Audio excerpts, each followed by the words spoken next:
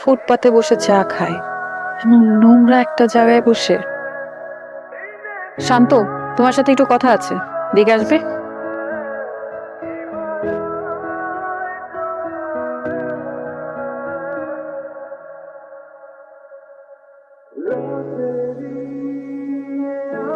তুমি কি আজকাল ফুটপাতের মতো নোংরা জায়গাতে বসে আড্ডা দেওয়া শুরু করেছো? আজকাল না তো, তো বহু আগে থেকেই, বুঝ হওয়ার পর থেকেই।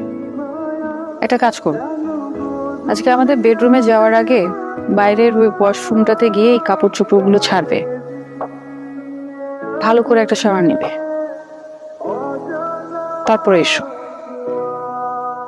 ওকে। সত্যি কথা বলতে তোমার এইসব জিনিস না আমার আর সহ্য হচ্ছে না। আমি বেটার ওই পাশের বেডরুমে ঘুমাবো আজকে থেকে।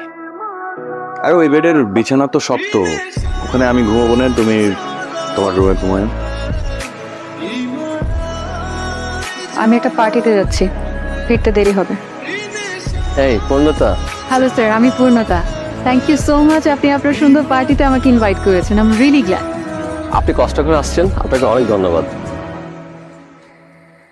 আপনার সাহেবকে দেখছি না। উনি উনি বিজি, দেশের বাইরে গেছে আর কি। ও নো, হ্যাঁ। My bad luck. No no no.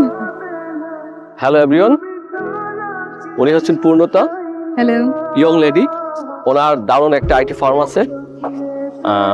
উনি সারা দুনিয়া জুড়ে বড় বড় সব কাজ করে থাকেন। সবাই তো ওনাকে চিনতে পারছেন নাকি? আপনি আসছেন, আমি অনেক খুশি হয়েছি। আচ্ছা, আপনি একটু কথা বলেন, আমি আসছি। Excuse me. হ্যাঁ শিওর।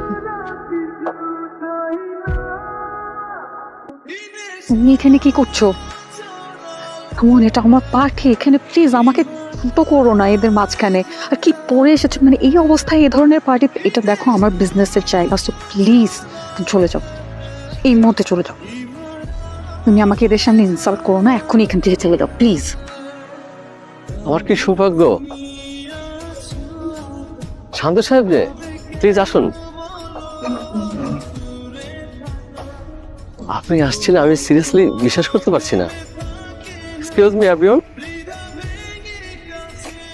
উনি হচ্ছেন মিস্টার শাহরিয়ার শান্ত, একজন বিখ্যাত চিত্রশিল্পী। আমি প্যারিসে একজন বিখ্যাত চিত্রশিল্পীর কাছে ওনার নাম শুনেছি।